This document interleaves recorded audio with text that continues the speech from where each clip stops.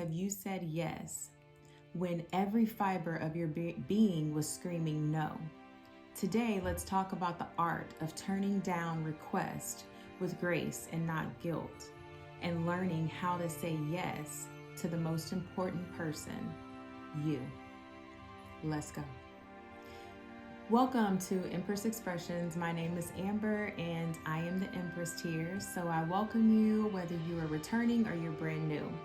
Today we are talking about how to say no with grace and how it can be super difficult to say no, right? But let's tap into that. Let's talk about how we can start shifting that reality for ourselves and being able to gracefully say no and choosing ourselves first. Number one, reframe your perspective. Shift your mindset from feeling guilty about saying no to viewing it as an act of self-respect and self-love. Y'all know I'm big on self-love. So it also helps you protect your well-being, right? So for example, say you get invited out, right? You to a social event and you really are not feeling it. Like every part of you is like, no, we cannot, will not, and just don't want to do this.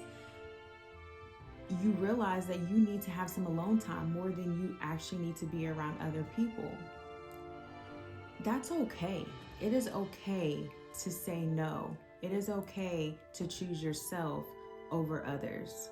It is okay to turn down requests, because the thing is in order to protect your well-being, you have to be able to know when to say yes and when to say no. That is a huge, huge part of being able to protect your well-being, and knowing that you need alone time versus the extreme opposite of being at a social event. That is huge. So change your perspective on that. There's no reason to feel guilty when you are protecting your well-being. That right there is all you need, right? In order to protect your well-being. Say no. Just say no and protect your well-being. Number two, communicating clearly and compassionately. You don't have to be harsh or dismissive when refusing. You can have a sense of respect for yourself and others and other people and communicate firmly, right? So let's see here. Got one. So say you're at work and you have a colleague, right? And that colleague comes up to you, comes to your office, comes to your desk and asks for you to take on some of their work. All you have to do is, no, I can't really do that right now because I'm at capacity with my own work, right? Understanding that you can compassionately but firmly state your no. You can do that and find freedom and resilience and strength in that. It is truly an art, right? To be able to say no with grace. And I feel like it definitely takes practice, especially if you're one that has always said yes, that's always in that sense of people pleasing.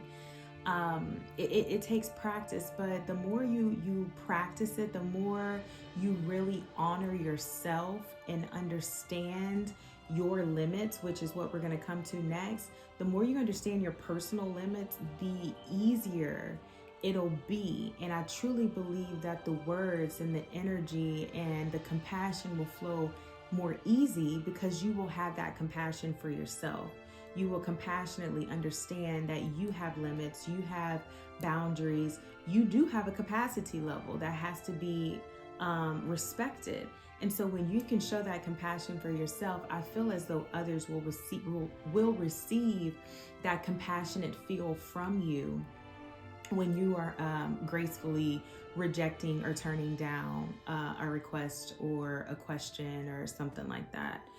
So number three is understanding your limits. So being able to recognize and accept your personal limits is crucial in being able to say no without feeling guilty. So like I said a minute ago,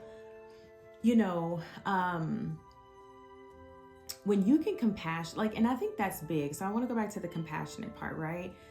The way that you show up compassionately for other people is going to be a direct reflection of how you compassionately show up for yourself. You can't fake it, right? So, and I've said that before, like, you cannot fake energy. Energy precedes reality. So you have to have that solid relationship in line of communication with yourself internally before you can really project that to others. So being compassionate with yourself, understanding your limits is absolutely crucial to being able to communicate your limits to others and to communicate those limits firmly but compassionately. So an example that I have with setting your limits is that, say you've had a crazy week at work, right? It's just been overwhelming, and the weekend comes and you have a friend that asks you, hey girl, or hey, dude, whatever, homie, can you help me move this weekend? No, I can't. Like, that's when you can be clear about what your limits are. It's like, you already know this week has been wild. It's been crazy, right? Busy, crazy. And Fridays come, and now this person, your friend, is wanting you to,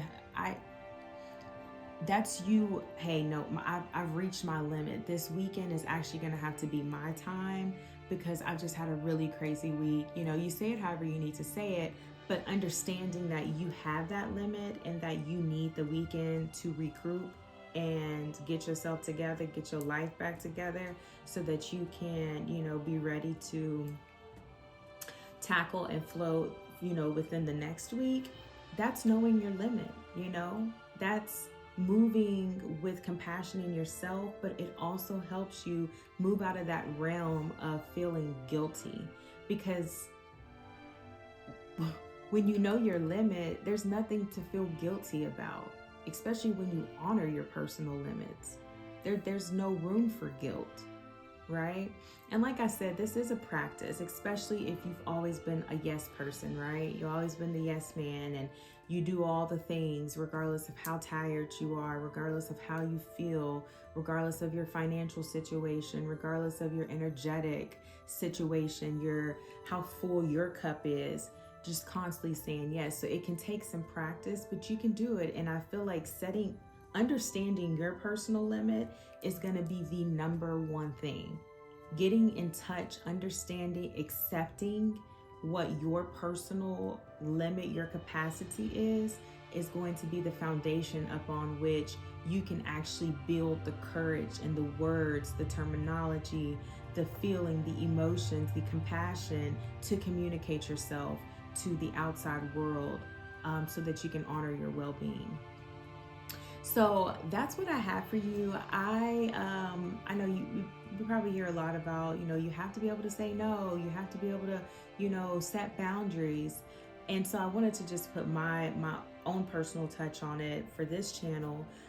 So if you resonated with it, if you have found other ways to kind of communicate firmly but compassionately what your no is, or how to gracefully, bow out of situations, drop that down in the comments. I would love to hear about it. Of course, good vibes only. And also want to remind you that the ebook series is still in the works. The first book is almost done. And if you're interested in that, the name of the book is going to be, or it is, Intimate Wisdom, a Soulful Guide to Healing and Purpose. And there will be 5 books after this first introduction book, and they will have a small cost to them. So, but I do, for myself, or from me to you, I want to gift the first book, which is the intro to all the beautifulness. And this book really is going to tap into the framework of the coaching side of Empress Expressions. So, yeah, I have that happening. And then I also am, of course, a certified and ordained living soul profiler. So if you're interested in that and you want to get your profile report, that link is down in the description box below. If you're new here and you're not quite sure what the living soul guidance system is, I have several videos. There's a playlist called Living Soul, just go to that playlist, and there are several videos there already that break down what the living soul is and the different archetypes that are within the living soul. And I will continue to put out more content about the living soul as we navigate this year and we really dive into each and every one of these archetypes, okay? And then last but not least, don't forget to like this video. Clearly, if you are still here, you're vibing with me and my energy. So like the video, share and subscribe if you feel called to. And in the meantime, in between time, I thank you for vibing out with me here at Empress Expressions. My name is Amber and I am the Empress here. I send you peace, I send you light, and I send you love. Bye.